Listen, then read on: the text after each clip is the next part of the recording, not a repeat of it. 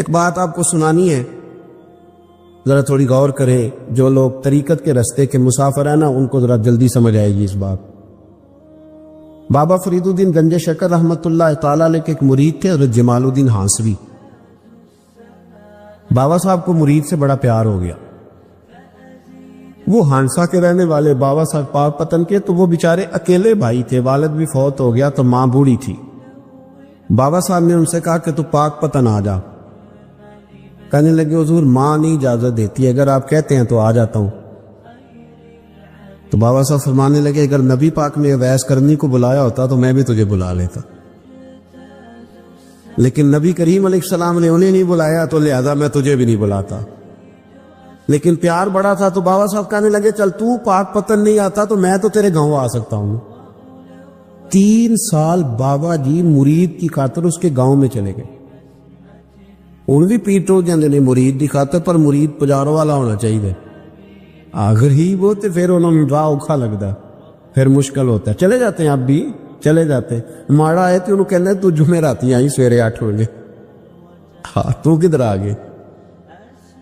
تگڑا آئے تو انہوں کہنے تو بڑی لیٹ آیا، تو راتی خواب بھی آیا سویرے. خدا بندہ یہ تیرے سادہ دل بندے کدھر جائیں؟ فقر بھی ایاری ہے، شہنشاہی بھی ایاری. میرے بھائی سنیں، بابا صاحب نا اس نے جب یہ بات کی تو مرید نے ناراض ہو گیا، وہ لڑائی ہو گئی، گریبان پکڑ لیا، جھگڑا ہوا، بات بڑی دور گئی. اس طرح کی بات کرتا میرے حضرت کے بارے میں، میرے جیسے کئی میں وہاں کام پہ رکھا دوں. جب وہ بڑی بحث ہوئی، بات محلے میں علاقے میں پھیل گئی، دنیا نے سن لی تو شیخ شرف الدین تک بھی پہنچ گئی. اس طرح جھگڑا ہوا ہے. لوگ سو گئے عشاء کی نماز کے بعد. حضرت صاحب نے نا سر پہ کپڑا لیا، اس عیسائی کے دروازے پہ دستک دی. وہ باہر آیا، فرمانے لگے لوگ تو سوچ سمجھ کے ملازم رکھتے ہیں، تو نے بھی تو سوچ ہی لیا ہوگا تبھی تو مجھے آفر کی ہے. تو اپنی آفر پہ قائم ہے؟ واقعی مجھے رکھ لے گا اور 6000 دینار دے دے گا؟ کہنے لگا جا بابا کام کر اپنا. فرمایا نہیں، تو نے اتنے لوگوں میں بات کی، اتنی بحث ہوئی، تو قائم ہے؟ کہنے لگا میں تو قائم ہوں پر آپ نے نہیں قائم رہنا. فرمایا میں سوچ سمجھ کے آیا. اس نے کہا آپ ڈیوٹی کریں کہ بحثوں کو چارہ ڈالیں گے؟ فرمایا ایک شرط، بس جب اذان ہو جائے نا تو مجھے رب کی نماز پڑھنے کی اجازت دے دے. باقی صبح و شام جو تو کہے گا. اگر اس غریب کی بیٹیاں بیائی جائیں تو مجھے اور کیا چاہیے؟ اس کی 6 بیٹیوں کا بوجھ ہے اس کے سر پہ، تو مجھے رکھ لے. اللہ اکبر. وہ کہنے لگا چلے پہ میرے ساتھ خط بندگی کر لے. آج کل ہم اس کام کرتے ہیں، اس زمانے میں خط بندگی ہوتا تھا، غلامی کا خط. قاضی شہر کے پاس، یعنی اس کا خیال تھا کہ چلو اس کام کی بات کروں گا تو بھاگ جائیں گے. فرمایا چل میں تیار ہوں. قاضی تک گئے، طے ہو گیا، 6000 دینار دے دیے. حضرت نے مرید کو بلایا، فرمایا پتر یہ لے جا میری بیٹیوں کو روانہ کر دے. کہنے لگا حضور یہ کیا کر رہے ہو آپ؟ کچھ سوچے؟ فرمایا یار جب تجھے بیٹا بنا لیا تو پھر میری پوتیاں تو لگتی ہیں نا، میرا حق تو بنتا ہے نا. جا کے ڈیوٹی کر، ان کو بیاہ دے. بات پھیل گئی. بادشاہ بھی عقیدت مند تھا، وہ 12000 دینار لے کے پہنچا. کیا بتاؤ ان رب کے بندوں کا دل کیسا ہوتا ہے، کیا درد ہوتا ہے، کیا رنگ. 12000 دینار لے کے بادشاہ آیا اور آ کے حضرت کو پیش کیے کہ حضور آپ دیں اس عیسائی کو ڈبل دیں اور جائے کام کریں. آپ فرمانے لگے تو پیسے دے، شرطیں نہ لگا، میرا جہاں دل کرے گا میں خرچ کروں گا. مجھے تو مزہ ہی اب آنے لگا ہے، ابھی تو لطف آ رہا ہے، ابھی تو ذائقہ آیا ہے کچھ کرنے کو. پیسے دینے یا تو دے، پابندی نہ لگا، جہاں میرا دل کرے گا میں. اس نے کہا حضور ٹھیک ہے رکھ لے. حضرت نے فجر مسجد میں پڑھی، جیب میں 12000 دینار تھے. اعلان فرمایا بھی کسی اور کی بیٹی بھی بیٹھی ہے تو پیسے میرے پاس ہے. وہ 12000 دینار بھی بانٹ دیا، اور 12000 دینار بانٹ کے نا تو پھر چلے گئے کھیت میں چارہ کاٹنے. اس عیسائی کو کسی نے بتلایا کہ ان کے پاس تو 12000 آیا ہے پر تجھ سے جان نہیں چھڑائی انہوں نے. جب وعدہ یہ ہوا تھا کہ 6 دیں گے تو جائیں گے، جب تک دیں گے نہیں تیرے گھر میں کام کریں گے. وہ نا چارہ کاٹ رہے تھے. حضرت صاحب تو وہاں پہنچ گیا، دور جا کے کھڑا ہو گیا. کہنے لگا بابا پہلے تو میں نے مسلمانوں کے اخلاق سنے تھے، اب تو میں نے دیکھ بھی لیے، پر یہ بتا جب 12000 آیا تھا جان کیوں نہیں چھڑائی؟ تو حضرت چارہ کاٹتے کاٹتے رو پڑے. فرمانے لگے تو نہیں نہ جانتا یہ بیٹیاں سانجھی ہوتی ہیں، پتہ نہیں نا. میرے رسول پاک نے تو خاتم تائی کی بیٹی کے سر پہ کپڑا رکھ کے کہا تھا بیٹیاں برابر ہوتی ہیں. تو یہ نہیں پتا جب اس کی 6 بیٹیوں کی شادی ہوئی ہے میرے اندر روحانیت کتنی بڑی ہے. فرمایا پھر 12,000 آیا ہے تو 2-4 بچیاں پھر گئی ہیں. یہ نہیں پتا میں اندر سے راضی کتنا ہوں. میں تیری نوکری کرتا رہوں گا, پتہ نہیں اللہ کتنی بیٹیوں کو بیاہ دے گا. اتنا رویا وہ عیسائی کے پیروں میں بیٹھ گیا, کہنے لگا بابا میں نے تیری مخالفت کی ہے پر تیرے قریب آ کے پتہ چلا ہے تو بہت اونچے اخلاق کا مالک ہے, اور اگر تیرا یہ مقام ہے تو تجھے اخلاق سکھانے والے محمد عربی کی شان کتنی ہے جی. امام مالک کے پاس ایک بندہ آیا, اس نے کہا حضور میں درزی ہوں, ایک ظالم بادشاہ مجھ سے کپڑے سلواتا ہے, میں تو ظالموں کا مددگار نہیں نا. ایک ظالم بادشاہ مجھ سے, حضور میں تو مددگار نہیں نا ظالموں کا, جو فرمایا ظالموں کا مددگار بھی ظالم ہوتا ہے, تو کپڑے لے کے آتا ہے میں سی کے دے دیتا ہوں, ذمہ داری نہیں. یہ ایک آدمی دکاندار ہے, اس سے کوئی بندہ چیز خریدنے آئے گا تو تھوڑی کہے گا میں نے نہیں دے دی, وہ دے گا. کوئی بندہ اگر کسی شخص سے کوئی کام کہتا ہے جو اس کی فیلڈ ہے, اس کا شعبہ ہے, اس کا معاش کا وہ سلسلہ ہے, کہتے یا رسول اللہ صلی اللہ علیہ وسلم ظالموں کا مددگار بھی ظالم, حضور نے فرما دیا. تو امام مالک سے بندے نے مسئلہ پوچھا, دل کی تختی پہ لکھنے والی باتیں ہیں. کہا حضور میں درزی ہوں, ظالم کپڑے سلواتے ہیں, میں تو مددگار نہیں نا. امام صاحب کہنے لگے نہیں, مددگار تو وہ ہوگا جو تجھے سوئی دھاگا فراہم کرے گا, تو تو پورے کپڑے سی کے دیتا ہے, تو تو خود بہت بڑا ظالم. تو پورے سوٹ سی کے دیتا ہے, تو تو بہت بڑا ظالم خود ہے. مددگار تو وہ ہوگا جو تجھے دھاگا دے گا, جو تجھے بٹن دے گا, جو تجھے نلکی دے گا. جو ظالم سے اتنی نفرت ظلم کر کے بندہ ہے, یہاں تو ہمارے زمانے میں ہیرو بن جاتے ہیں لوگ. ظالم ہیرو ہے, لوگ اس سے ڈرتے پھرتے گھومتے پھرتے, اور بہت سارے کم مزاج لوگ اس کے پیچھے ہاتھ باندھ کے پھرتے ہیں. ظالموں کی مدد کرنا, ظالموں کے ساتھ رہنا, یہ ظلم ہے, ظلم, یہ زیادتی ہے. میرے نبی پاک صلی اللہ تعالی علیہ وآلہ وسلم نے ارشاد فرمایا, یاد رکھو رب فرماتا ہے میں مظلوم کی مدد ضرور کروں گا, چاہے جلدی کروں چاہے دیر سے کروں, میں مظلوم کی مدد. اور حضور صلی اللہ علیہ وسلم نے فرمایا ہے, حضرت معاذ بن جبل کہتے ہیں حضور نے مجھے یمن کا گورنر بنایا. جب میں جانے لگا نا تو حضور نے بڑی نصیحتیں کی, بخاری میں موجود ہے. فرماتے جب میں پلٹنے لگا تو میرے رسول نے فرمایا معاذ ایک منٹ ٹھہر جا, ایک بات میری یاد رکھنا, اس کو نہ بھولنا. کہا حضور کیا؟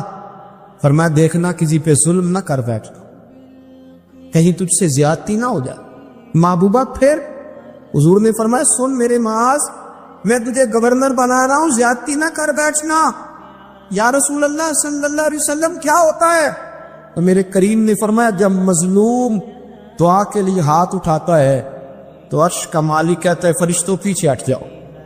عرش کا مالک کہتا ہے فرشتوں پیچھے ہٹ جاؤ, دروازے کھول دو. فرمایا مظلوم اور رب کے درمیان شے حائل کوئی نہیں. بڑے غور کے ساتھ سورہ مومنون کی ان ابتدائی آیات پر غور کرنا چاہیے. رب فرماتا قد افلح المؤمنون, تحقیق مومن کامیاب ہو گئے. کون سے مومن؟ الذین ہم فی صلاتہم خاشعون, وہ جو اپنی نمازوں میں گڑ گڑانے والے, خشوع کے ساتھ, عاجزی کے ساتھ, انکساری کے ساتھ, ذوق کے ساتھ نماز پڑھنے والے ہیں. والذین ہم عن اللغو معرضون, اور وہ جو بیہودہ باتوں سے منہ پھیرنے والے, لغویات سے اپنا رخ پھیرنے والے, سنجیدہ لوگ.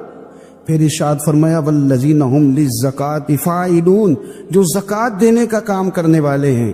پھر فرمایا والذین ہم لفروجہم حافظون, اور وہ لوگ جو اپنی شرمگاہ کی حفاظت کرنے والے, اپنی شرمگاہ کی حفاظت کرنے والے. الا علی ازواجہم, مگر یہ کہ اپنی بیویوں پر, او ما ملکت ایمانہم, یا اپنی شرعی باندیوں پر. اس زمانے میں جو لونڈی خریدی جاتی تھی اس سے بھی وطی کرنا جائز تھا, اگرچہ اب لونڈیاں موجود نہیں ہیں تو یہ فعل بھی موجود نہیں, سوائے اپنی بیویوں پر یا شرعی باندیوں پر. فإنہم غیر ملومین, فرمایا جو یہ کام کرے اس پر کوئی ملامت نہیں ہے. اپنی بیوی کے پاس شرعی طریقے سے جائے یا باندی کے پاس جائے. فمن ابتغى وراء ذلك, اور جو آدمی اس کے بعد اس حد سے بڑھے, اس کے سوا کچھ اور کرے جو بندہ, فرمایا فاولئک ھم العادون, یہ لوگ حد سے بڑھنے والے.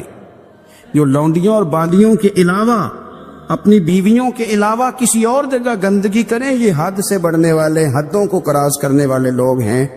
پھر ارشاد فرمایا والذین هم لاماناتہم وعہدہم راعون، اور وہ جو اپنی امانتوں اور اپنے وعدوں کی رعایت کرتے ہیں، امانتیں ادا کرتے ہیں، وعدے پورے کرتے ہیں، اور وہ لوگ جو اپنی نمازوں کی حفاظت کرنے والے ہیں، جن میں یہ خوبیاں آ گئی۔ میرا رب فرماتا ہے نماز میں خشوع وضو حاصل ہو گیا، فضولیات سے بچ گئے، زکوٰۃ ادا کرنے والے بن گئے، شرمگاہ کی حفاظت کرنے والے بن گئے، امانتیں عہد پورے کرنے والے بن گئے، اپنی نمازوں کے محافظ ہو گئے۔ اللہ اکبر، قربان جائیں۔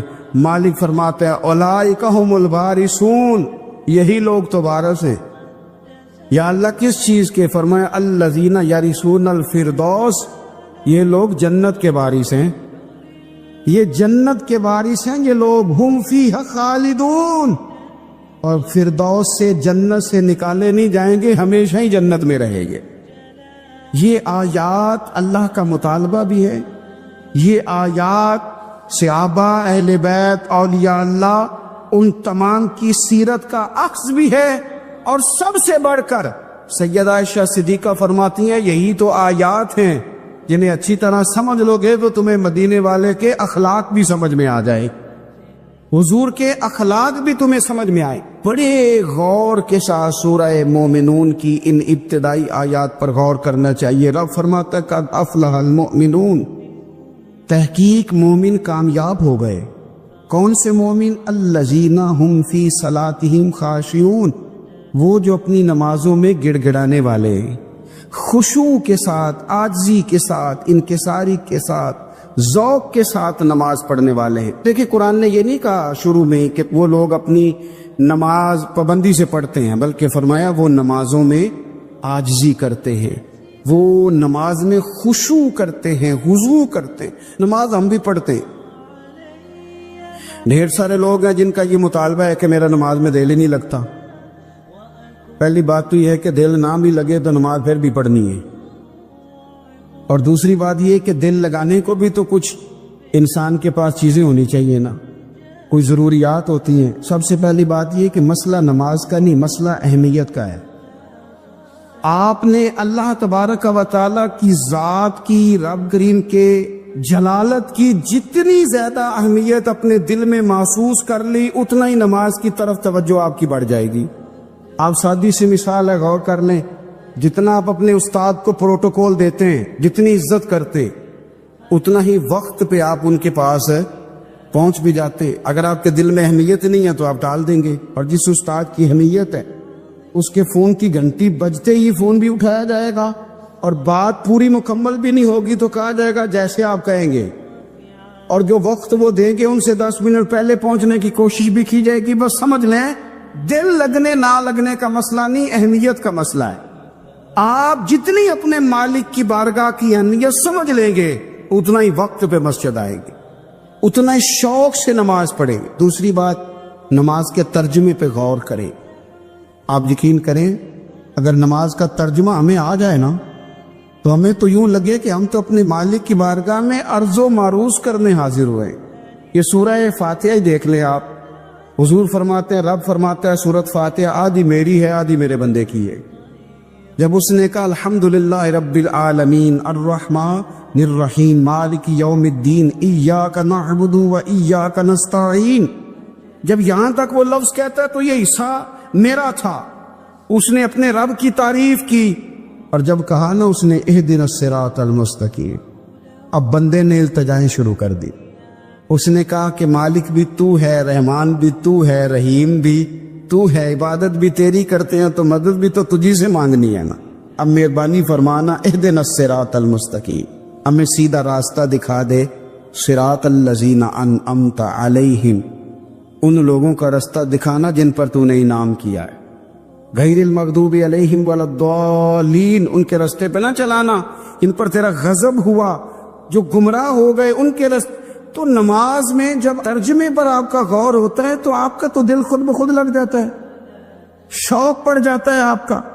تو اتنی چیزیں ہم زندگی میں یاد کرتے ہیں، تو اگر ترجمہ بھی نماز کا یاد کر لیں اور پھر شوق سے پڑھیں تو آپ یقین کریں طبیعت کھنچی چلی آئے گی۔ ہمارے یہاں کچھ لوگ نماز پڑھتے ہیں پر بڑی لاپرواہی سے پڑھتے ہیں، کبھی ادھر دیکھتے ہیں، کبھی ادھر دیکھتے ہیں، کبھی بال سہلاتے ہیں۔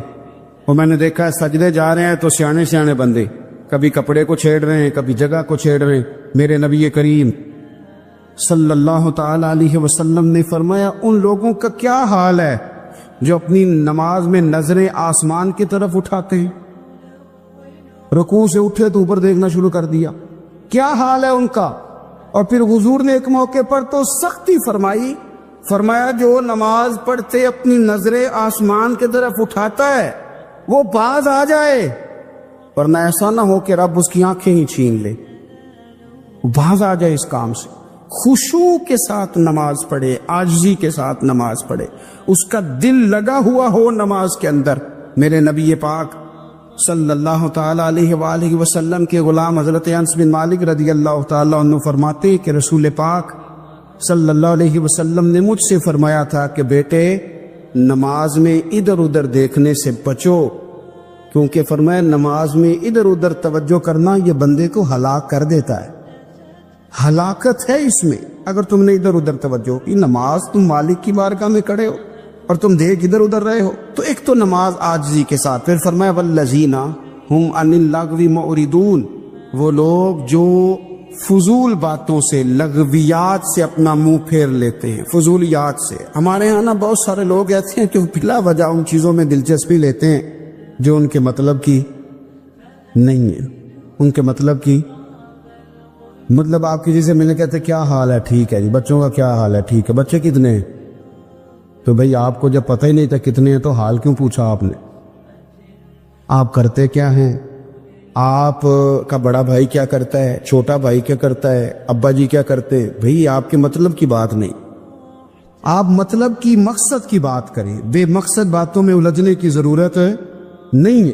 دیکھیں اپنا ادارہ میں چلاتا ہوں، اپنا گھر آپ چلاتے، اپنی ڈیوٹی آپ کرتے، آپ کو زیادہ بہتر پتہ ہے کہ آپ اپنا گھر کیسے چلا رہے ہیں، مجھے زیادہ بہتر پتہ ہے کہ میں مدرسہ مسجد، مجھے زیادہ بہتر پتہ ہے اس کے اندر کون سی اصطلاح کس طرح کرنی ہے، یہ مجھ سے زیادہ بہتر کوئی بندہ جانتا نہیں۔ اب ہم کیا کرتے ہیں، جب ہم دوسرے کے کام میں مداخلت کرتے ہیں تو دو نقصان ہوتے ہیں، ایک تو اس کے ساتھ ہمارا رائے کا اختلاف ہو جاتا ہے، اور دوسرا ہمارے اپنے بہت سارے کام رہ جاتے ہیں، کیونکہ ہماری توجہ ہی دوسرے کی جانب تھی، اپنے بڑے سارے کام رہ جاتے۔ اس لیے بہت ساری ایسی چیزیں ہیں جن میں بلا وجہ کوئی مقصد نہیں۔ ہم پرانے لوگوں سے باتیں سنا کرتے تھے، ہمارے بزرگ کہا کرتے تھے جڑے پنڈ جانا نہیں، جڑے پنڈ جانا نہیں اودا راہ پوچھنے دی کی لغویات میں نہ الجھے، فضولیات میں نہ الجھے، یعنی ٹو میں رہنا، ٹو میں۔ آپ یقین کریں میں نے پرسنلی طور پہ اس چیز کو محسوس کیا ہے کہ ہمارے بہت سارے اہم حقوق صرف اس لیے مس ہوتے کہ ہماری اپنے سے زیادہ توجہ سامنے والے پہ ہوتے، سامنے والے۔ میں نے دیکھا بڑے بڑے عجیب سوال اور بڑے بڑے انوکھے سوال، مطلب یہ کہ اتنی لمبی چوڑی، اور لوگوں کو بڑا پتہ ہوتا ہے یہ فلاں آدمی جو ہے اس کے بچے کتنے ہیں، وہ بیاہ کہاں پہ، کس کس علاقے میں ان کی شادیاں ہوئی ہیں۔ اتنی تفصیلات کی ہمیں ضرورت نہیں ہے، ہم سے تو ہمارے بارے میں پوچھا جائے، تو ہمیں اپنا معاملہ بڑا صاف ستھرا۔ دیکھیں کیا سونی بات کی مدینے والے رسول، قربان جائیں حضور کے جملوں پر۔ ایک شخص نے پوچھا حضور سونا اسلام کون سا ہے، خوبصورت مسلمان کون ہے؟ تو نبی پاک صلی اللہ علیہ وسلم نے فرمایا وہ خوبصورت مسلمان ہے جو بات اس کے مقصد کی نہیں، بے معنی ہے، وہ بات وہ چھوڑ دے۔ بے مقصد باتوں سے الجھنا جو بندہ چھوڑ دے وہ مسلمان بڑا سونا مسلمان ہے۔ ہم کمزور اس لیے ہوتے ہیں کہ ہماری توجہ زیادہ دوسروں کی باتوں پر پڑتی ہے۔ پھر فرمایا والذین ہم للزکاۃ فاعلون، وہ لوگ جو زکوٰۃ دینے کا کام کرتے ہیں، صدقات کرتے ہیں، خیرات کرتے ہیں، وہ کامیاب ہو جاتے ہیں۔ پھر فرمایا والذین ہم لفروجہم حافظون، وہ جو اپنی شرمگاہ کی حفاظت کرتے ہیں۔ نوجوان میری بات پر توجہ کریں، فرمایا وہ لوگ جو اپنی شرمگاہ کی، والذین ہم لفروجہم حافظون، وہ لوگ جو اپنی شرمگاہ کی حفاظت کرتے. حضور غوث پاک رضی اللہ تعالیٰ عنہ فرمایا کرتے تھے 2 چیزیں انسان اپنی سنبھال لینا، ایک پیٹ اور ایک شرمگاہ، تو فرماتے تھے ولایت اس کے بڑی قریب آ جاتی. ہم نہ ان لذات میں الجھ جاتے. سیانے سیانے بندے روٹی کمر سیدھی کرنے کے لیے کھانی چاہیے، زبان کے ذائقے کے لیے نہیں کھانی چاہیے. یہ زبان کا ذائقہ لگ جائے یہ کہیں کا نہیں چھوڑتا انسان. اپنی شرمگاہ کی جو لوگ حفاظت کر لیتے، کوئی بڑے سے بڑا گناہ کرنے سے بھی بندہ کافر نہیں ہوتا، بندہ کفر کرنے سے کافر ہوتا ہے. گناہ بڑے سے بڑا کرنے والا بھی گناہگار ہے، کافر نہیں. کہ بعض گناہ ایسے ہیں جو جس وقت بندہ کر رہا ہوتا ہے اس وقت وہ مومن نہیں ہوتا. میرے نبی کریم صلی اللہ تعالی علیہ وسلم نے فرمایا جب کوئی شرابی شراب پیتا ہے اس وقت مومن نہیں ہوتا.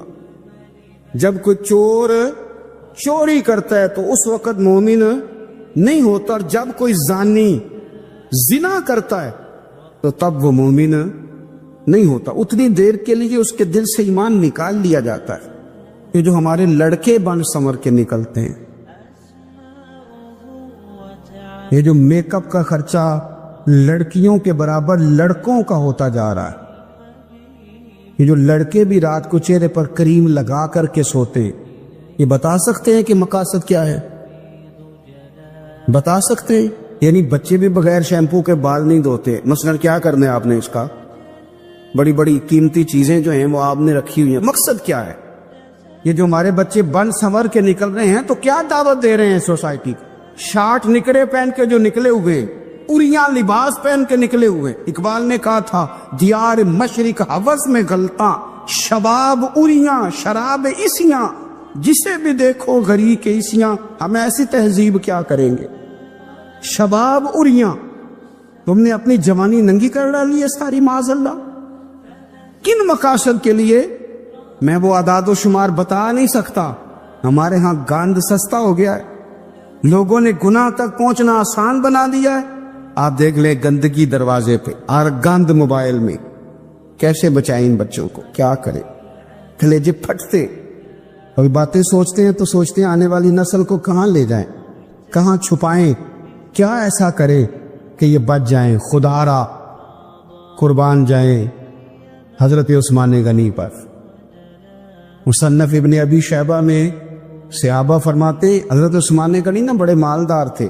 مال آتا ہے تو لوگ عیاش نہیں ہو جاتے، مال آتا ہے تو لوگوں کی خواہشات بہت بڑھ نہیں جاتی. بڑے مالدار تھے، مالدار بھی تھے اور سونے بھی بڑے تھے. حضرت اسامہ بن زید کہتے ہیں میں نے زندگی میں اتنا سونا بندہ نہیں دیکھا جتنے حضرت عثمان غنی خوبصورت تھے. پیسہ بھی حسن بھی.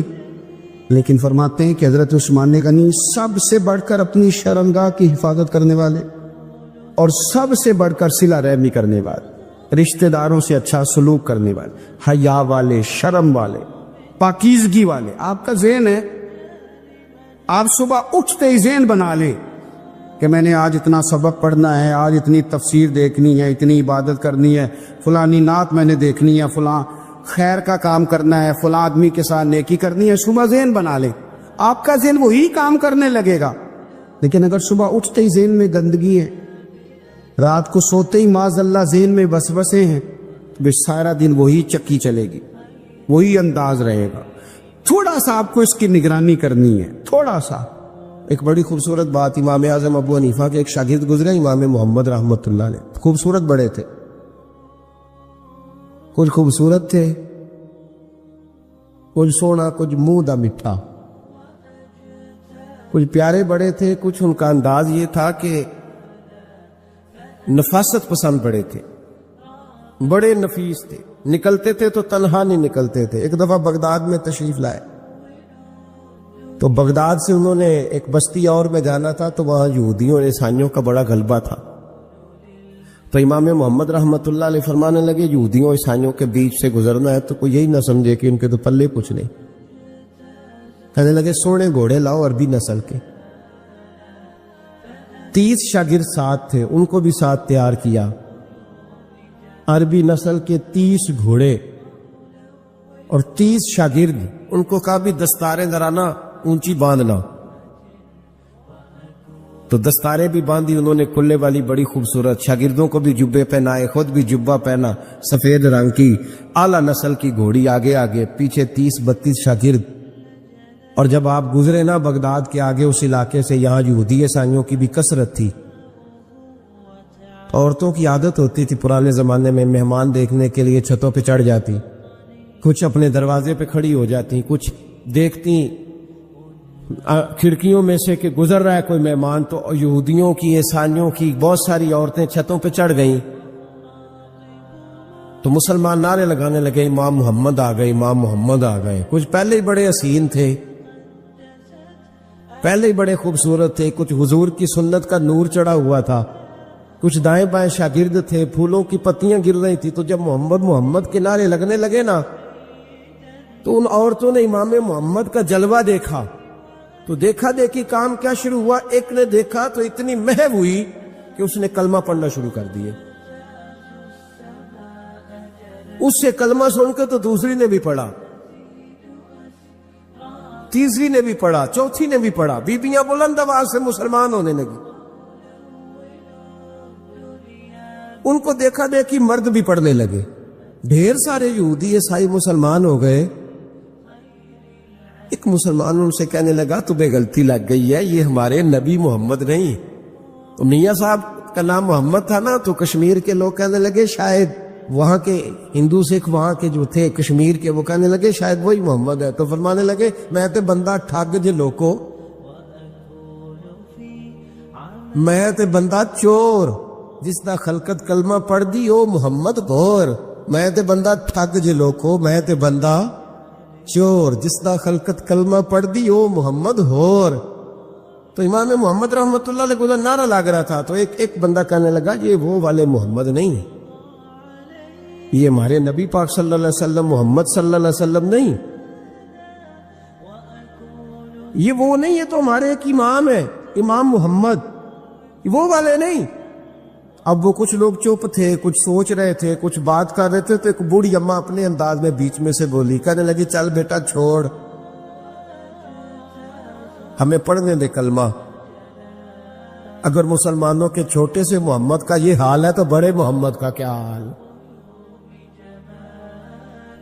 پڑھنے دے ہمیں کلمہ، یہ حال ہے ان کے غلاموں کا، تو سرکار کا عالم کیا ہو۔ تو امام محمد کی چال نکلی، بتانا یہ چاہ رہا تھا کہ امام محمد رحمت اللہ علیہ سے ایک بندے نے ایک دفعہ مسئلہ پوچھا۔ اس نے کہا حضرت صاحب میں گیا تھا منڈی، وہاں سے لایا ہوں ایک ٹوکری آم کی اور ایک ٹوکری سیب کی، ہمارے یہاں کا کریٹ کہتے ہیں اس کو، تو میں وہ لے کے آیا ہوں۔ اب میں نے جب گھر لا کے اس کو کھولا ہے نا، تو آدھے صحیح نکلے ہیں، ہوتا ہے نا جی اللہ خیر کرے، جو دیانت دار تاجر ہے اللہ آج کل مہربانی فرمائے، وہ ہمارا ریڑھی والا بھی بڑا ایماندار ہے، ہم کیا کریں صدر کی بات، وہ بھی سامنے جو تگڑے ہوتے ہیں اس نے آگے لگائے ہوتے ہیں، اور جو تھوڑے سے کمے ہوتے ہیں وہ اندر والی سائیڈ پہ دیوار کے اندر رکھے ہوتے ہیں۔ کیا کیا جائے، ہم کیا سیاستدانوں کی کرپشن کی بات کریں گے، یہاں تو معاملہ بڑا گڑبڑ ہے نیچے سے لے کر۔ تو کہا حضور میں نے وہ جو کھولی ہے نا پیٹی، وہ ٹوکری جب میں نے کھولی ہے تو اوپر تو آم اور سیب ٹھیک تھے، تو اندر گلے سڑے ہیں، تو اب میرے لیے حکم کیا ہے؟ تو آپ فرمانے لگے بھی مسئلہ شرعی ہے کہ رکھنے ہیں تو سارے رکھ، واپس کرنے ہیں تو سارے کر، یہ نہیں ہو سکتا کہ تو صحیح رکھ لے اور گلے سڑے۔ تو یہ مسئلہ امام محمد بتا کے تو رونے لگ گئے۔ تو بندہ کہنے لگا حضور مسئلہ بتایا ہے آپ نے، تو فقہ کا ایک مسئلہ ہے سادہ سا کہ حضرت اب کیا کرنا ہے، تو رونے والی کون سی بات ہے؟ تو فرمانے لگے یہ تجھے مسئلہ بتا کے نا مجھے کچھ اور یاد آ گیا۔ آپ کو کیا یاد آیا ہے؟ فرمانے لگے میں بھی عرض کروں گا، مولا امام اعظم کے پاس بیٹھا ہوں، معروف کرخی، سری سکتی، جنید بغدادی، ان سارے درویشوں کے پاس رہا ہوں، میں بھی بیٹھا ہوتا تھا اس محفل میں جس میں یہ ہوتے تھے، اگر جنت میں بھیجنے ہیں تو سارے بھیج، یہ نہیں ہو سکتا کہ گلے سڑے ادھر پھینک دے اور اچھے اٹھا کے لے جائے۔ ہم سارے مصطفیٰ کا کلمہ پڑھنے والے، سب کو کہا یا ایھا الذین آمنو، ہم سب کا اکٹھا نہ، ان لوگوں کی جو محبت ہے نا وہ فائدہ دے گی. خواجہ فرید الدین مسعود گنج شکر رحمۃ اللہ تعالی علیہ کہنے لگے نظام تجھے آئے ہوئے بڑے دن ہو گئے، جا یار چکر لگایا. چکر لگایا. فرماتے میں پیدل گیا تو مجھے جانے میں کئی مہینے کئی ہفتے لگے. میں دلی پہنچا اور اپنے گھر کا ایک چکر لگایا، اوپر سے چکر لگا کے تو پھر پاک پتن کے رستے میں چل پڑا. کہتے ہیں واپس پہنچا تو حضرت بابا فرید صاحب رحمۃ اللہ علیہ نے دن گنے ہوئے تھے. کہنے لگے یار اتنے ٹائم میں تو واپس آیا ہے نا، اتنا ٹائم تو آنے جانے پہ لگتا ہے، کہ غریب نواز محسوس نہ فرمائیے گا. آپ نے کہا تھا چکر لگایا، تو حضور میں ایک چکر ہی لگایا ہے، پھر میں واپس آ گیا ہوں. بات ہی چکر کی ہوئی تھی. خود دیکھے نا نبی پاک صلی اللہ علیہ وسلم نے فرمایا ابو ہریرہ کوئی کام نہیں کیا کر یار، یہیں بیٹھا رہتا. عرض کی حضور صحیح ہے. اٹھے، سامنے ایک ستون تھا، اس کے پیچھے سے ہو کے نا واپس آ گئے. تو حضور نے فرمایا گئے نہیں. کہ حضور نے آپ نے فرمایا تھا جایا آیا کر. گیا ہوں پر میرا دل ہی نہیں لگا. بھئی تو یہاں سے ہو کے واپس آ گیا، کہیں جانا تو تھا نا، یہیں سے ہو کے. تو ان لوگوں کے صالحین کی محبت کے راستے میں کوئی چیز رکاوٹ نہیں بنی. ہمارے ہاں چیزیں رکاوٹ بنتی ہیں، اپنے اولیاء اللہ سے، صوفیاء سے، بزرگان دین سے، رب کریم کے بندوں سے، داتا علی اجویری سے، خواجہ اجمیری سے. ان لوگوں سے پیار کریں، صالحین کی محبت دلوں میں پیدا کریں، صحابہ کا پیار دلوں میں پیدا کریں، اہل بیت نبوت کا پیار دلوں میں پیدا کریں. یار یہ حدیث جو ہے نا، یہ امید کی کرن ہے،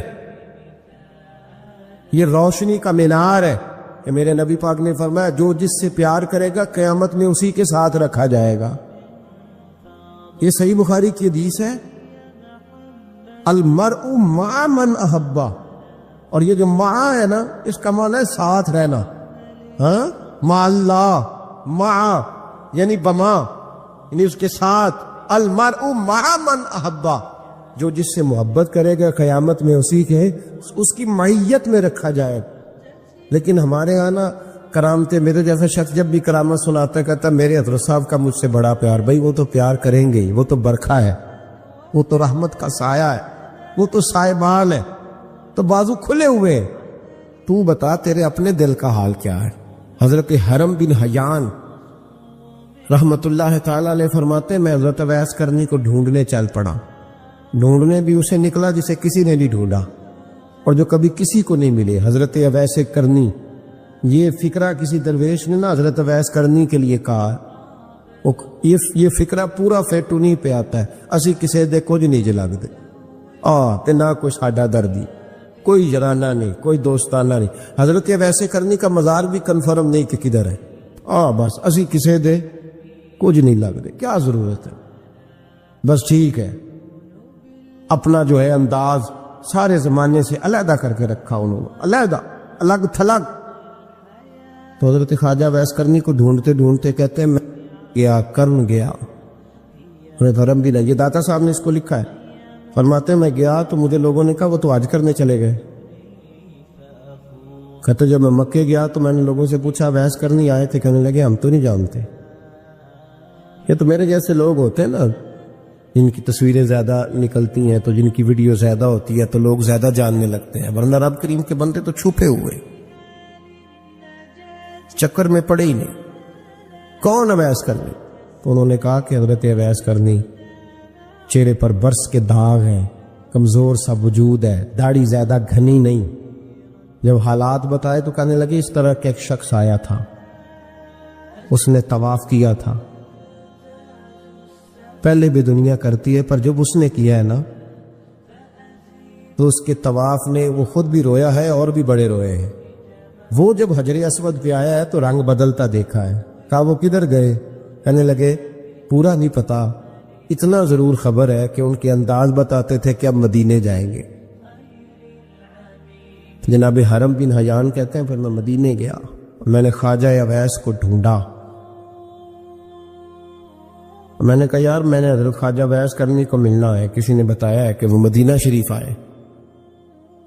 تو لوگ کہنے لگے ہم نہیں جانتے وہ کون ہے. لیکن نا دنیا جان گئی، دنیا میں بڑا کچھ ہو گیا، بائی نیم لوگ جاننے لگے، ہوٹلوں پہ پہچاننے لگے، سڑکوں پہ پہچاننے لگے. لیکن بات تو یہ ہے کہ جن کو پہچاننا چاہیے اگر وہ پہچان لیں پھر تو بڑی بات ہے، پھر تو بڑی بات ہے. لیکن اگر وہاں ہی پہچان نہ ہو سکے تو پھر تو معاملہ بڑا الگ سا ہے نا. عزیز بھائی، حضرت خواجہ ویس کرنی کے بارے میں پوچھا تو مدینہ شریف کے زائرین اور وہاں کے مقامی لوگ بھی کہنے لگے کوئی نہیں پتا، ہم نہیں جانتے، ملے ہی نہیں. تو کہا باریک سا وجود ہے، پرانا سا لباس ہے، برس کے داغ ہے،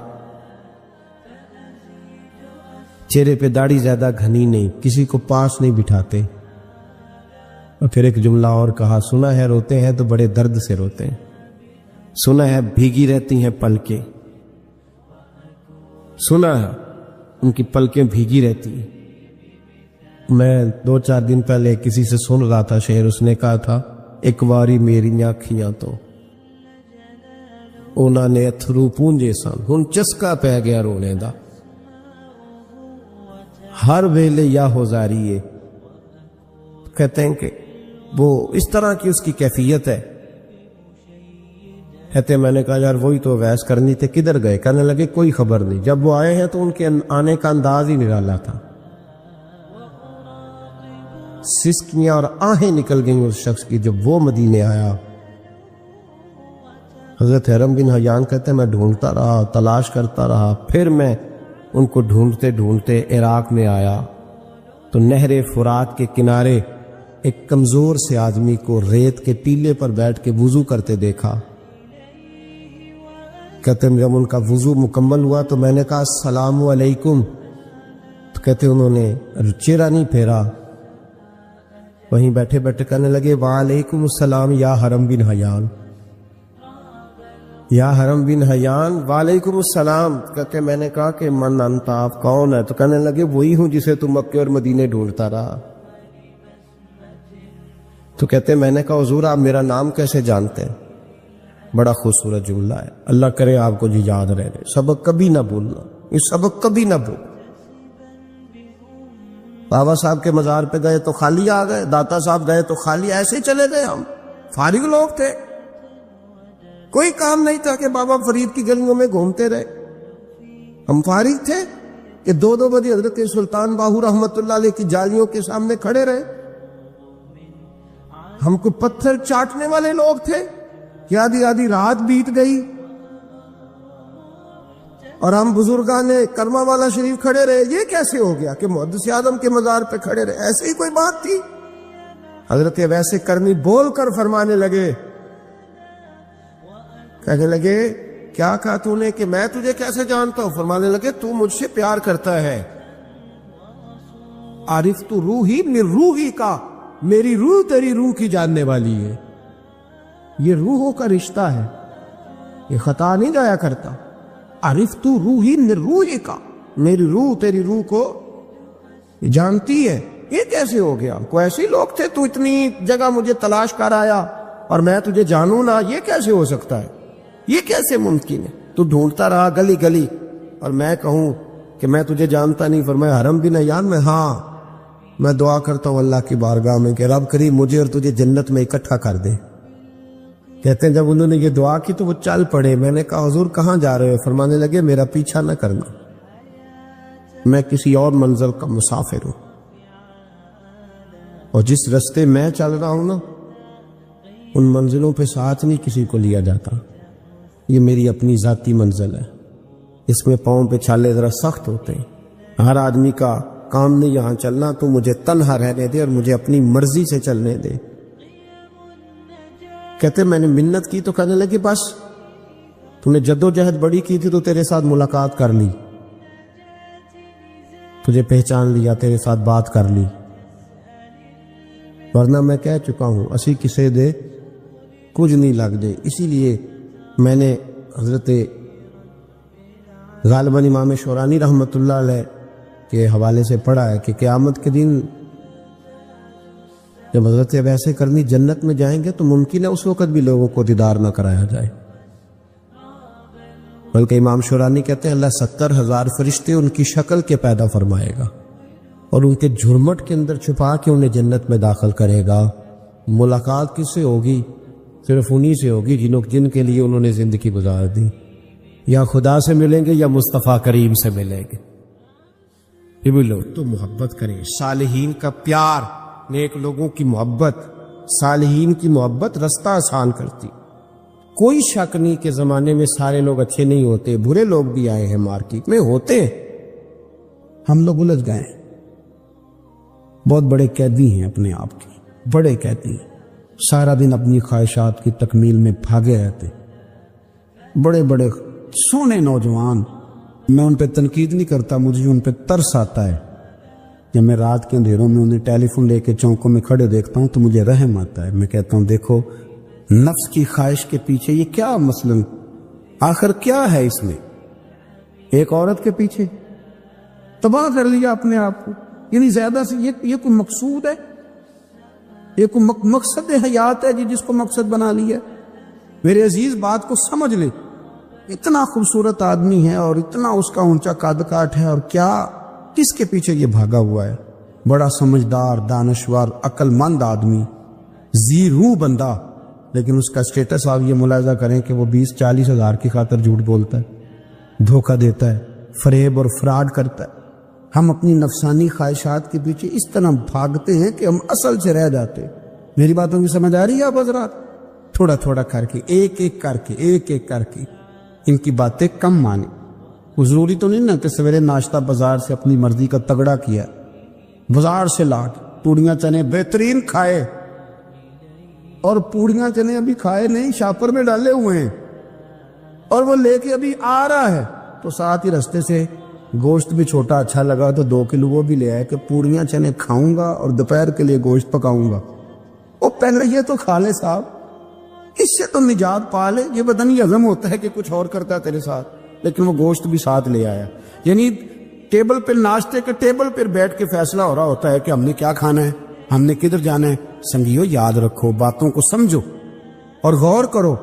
یہ تھوڑا تھوڑا کر کے جب ہم چھٹکارا حاصل کرنے کی کوشش کریں گے نا، چھٹکارا حاصل کرنے کی کہیں جگہ سے، کس جگہ سے اگر آپ کو تنبیہ ہوتی ہے نا، تنبیہ، اس میں بھی بڑا مزہ آتا ہے. اس میں بڑا، ہمارے ایک بزرگ تھے تو ایک دن نا میں گیا تو کہنے لگے الحمدللہ آج میں بڑے سکون میں ہوں. میں نے کہا جی وہ کیا ہوا؟ کہنے لگے میں اپنے آپ کو بڑا پیر صاحب سمجھنے لگ گیا تھا. تو ایک بابڈا کے کسی آدمی سے کام تھا تو میرے ایک دوست نے مجھے کہا کہ پیر صاحب اس کو ٹیلی فون کر دیں، سنا ہے آپ کا عقیدت مند ہے.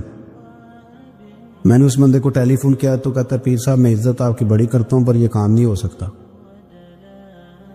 کہتے ہیں جب اس نے مجھے کہا نا تو کچھ بھی نہیں، تو مجھے بڑا مزہ آیا، ورنہ میرا تو نفس پھول گیا تھا. میں تو سمجھتا تھا کہ جو میں کہتا ہوں ویسے ہی ہو جاتا ہے. کہتے اس نے تھوڑا سا نا مجھے لیول میں کیا ہے، مجھے مزہ آیا. یہ لوگ نا اپنے اوپر بوجھ ڈالتے تھے، یہ تھوڑا تھوڑا پیچھے ہٹتے تھے، یہ سمجھتے تھے کہ اس طرح تمہاری تکمیل رہ جائے گی. صبح سے شام تک اگر اسی نفس کی باتیں مانتے جائیں گے تو خرابی کرے گا. دولت کا نشہ ہے بھائی، دولت کٹھی کرنے والا کسی جگہ سیر نہیں ہوتا. حسن کا نشہ ہے، حسن کا نشہ ہے. حضرت ابو بکر شبلی رحمۃ اللہ علیہ فرمایا کرتے تھے جو تیری بیٹی کو خوبصورت سمجھ کے اس کے ساتھ نکاح کرنے تھے اسے بیٹی نہ دینا. حضرت جی کیوں؟ فرمایا حسن تو تھوڑے دن کے بعد ختم ہو جائے گا، پھر وہ اس کی قدر نہیں کرے گا، وہ تو کہیں اور منہ مارتا پھرے گا. حضرت ابو بکر شبلی رحمۃ اللہ تعالیٰ علیہ کی بیٹی خوبصورت تھی. ایک نوجوان کہنے لگا میرا نکاح کر دیں. آپ فرمانے لگے پتر تو 1 مہینے کے بعد آنا کر دوں گا. بڑی موٹی تازی خوبصورت صاحبزادی. تو حضرت نے اسے دوائی کھلائی، اسے پخانے لگ گئے. جو پخانہ کرتی ایک مٹکے میں سنبھال دیتے. تھوڑا وقت گزرا تو وہ ہڈیوں کا پنجر بن گئی. مہینے بھر میں دست اتنے آئے کہ کمزور ہو گئے. تو ابو بکر شبلی 1 مہینے کے بعد نوجوان کو بلایا، فرمایا ادھر آ تیرا نکاح کروں. بچی دکھائی تو وہ کمزور بستر پہ پڑی. فرمایا شادی کرنے لگا اسے نہیں میں نے کرنی. فرمایا یہ وہی ہے؟ کہنے لگا جی نہیں. فرمایا تو کہتا تھا مجھے عشق ہے، کدھر گیا تیرا عشق؟ کہنے لگا حضرت صاحب آپ کیسی بات کر رہے ہیں؟ فرمایا ادھر آ. پھر وہ مٹکا جس میں گند رکھا تھا وہاں لے گئے. فرمانے لگے تیرا اس کے ساتھ عشق تھا، یہ تیرا عشق. فرمایا اسے تو میں 4 دن روٹی کھلاؤں گا پھر تندرست ہو جائے گی، لیکن میں دیکھنا چاہتا تھا کہ تو میری بیٹی سے پیار کرتا ہے یا اس کے چہرے پہ آنے والی کچھ وقت کے لیے سرخی سے پیار کرتا ہے، اس لالی سے پیار کرتا ہے جو جوانی کے وقت بچوں اور بچیوں پہ آتی ہے، کس چیز کے دل دادا؟ یعنی کیا مطلب؟ نفس کی غلامی، سراسر غلامی، اور پلٹ پلٹ کے اور بڑے بڑے سیانے بندے چھوٹی سی خواہش کے لیے، بڑا سمجھدار بڑا سیانا بندہ۔ میں ایک بڑے بزرگ عالم تھے، میں ایک دفعہ ملنے گا تو پائے پکا رہے تھے،